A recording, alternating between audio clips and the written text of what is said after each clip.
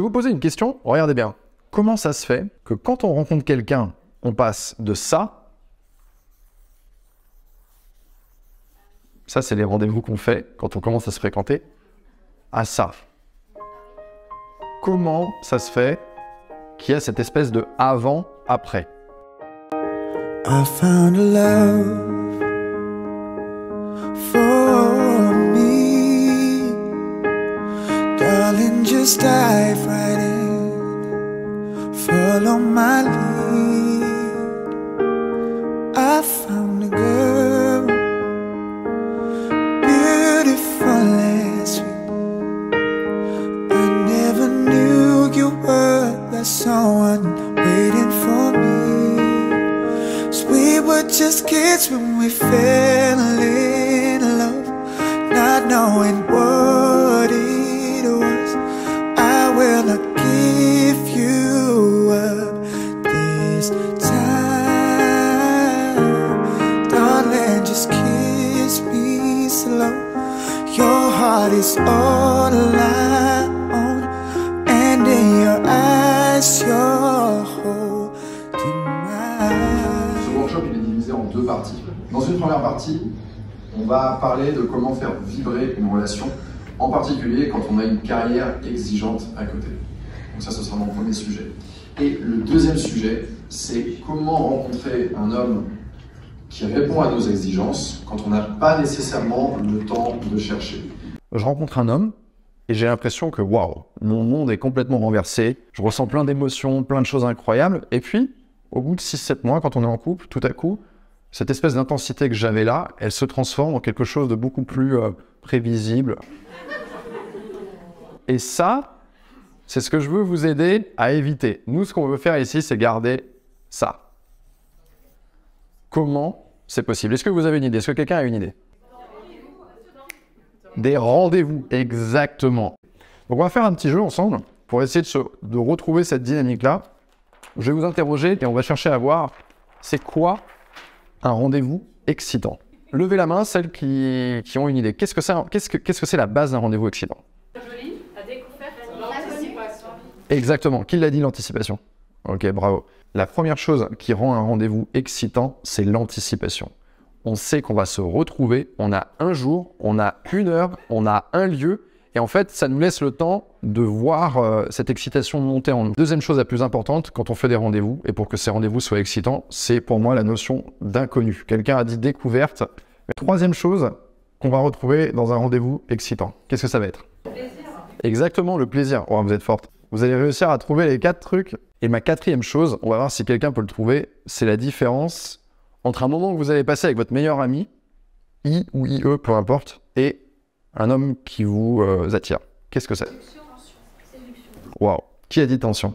Applaudissements pour elle. C'est exactement ça.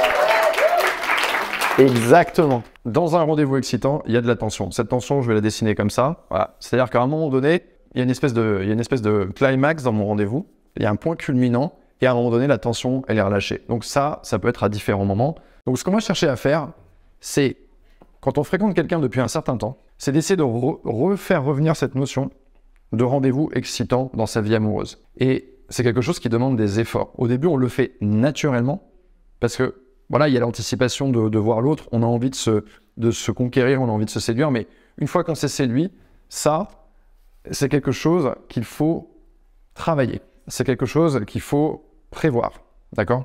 Et moi, ce que je vous conseille de faire dans votre relation, c'est d'instaurer un système de à tour de rôle. Chaque semaine, on fait un rendez-vous excitant. Cette semaine, c'est moi. La semaine prochaine, c'est toi. Cette semaine, c'est moi. La semaine prochaine, c'est toi. On va essayer d'avoir cette espèce de rotation sans non plus devenir un petit peu trop catégorique, d'accord? Ça peut être 2 fois vous ou 2 fois lui, mais on veut avoir ce rendez-vous excitant.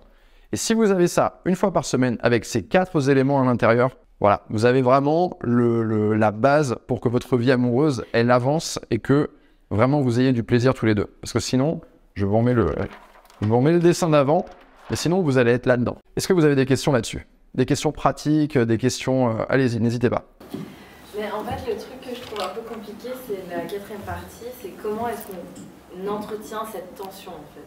comment on entretient une tension, que ce soit dans un rendez-vous amoureux ou dans son couple en général. Imaginez la tension comme un élastique, d'accord? Vous tirez sur un élastique, vous relâchez l'élastique. C'est bien d'avoir des images fortes en tête, quelque chose de visuel pour se figurer ce qu'on est en train de faire. En fait, pour que la tension elle existe, avant il faut d'abord qu'il y ait un relâchement. Donc la chose la plus importante, c'est d'abord de savoir orchestrer les moments de présence et les moments d'absence. Quand vous êtes avec quelqu'un tout le temps, et que vous voyez tous les jours, il ne peut pas, par définition, y avoir de tension. Parce que vous êtes tout le temps collés l'un à l'autre. Donc en fait, l'élastique, il est jamais tendu en fait. Vous êtes tout le temps proche. Il faut, pour créer cette tension, créer de l'espace.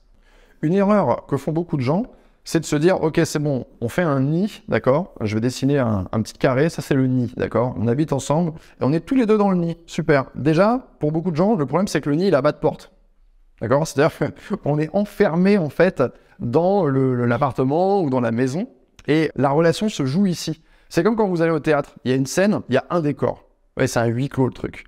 Vous voulez pas transformer votre relation en huis clos parce que sinon ça va devenir vraiment horrible. Rappelez-vous la pandémie. Je sais pas, c'était il y a quelques temps, mais il y a beaucoup de couples qui se sont séparés. Donc ce que vous allez chercher à faire, pour revenir à cette notion de rendez-vous excitant, d'abord c'est de créer une porte dans la relation. D'accord? Il y a une porte chez vous, il faut s'en servir.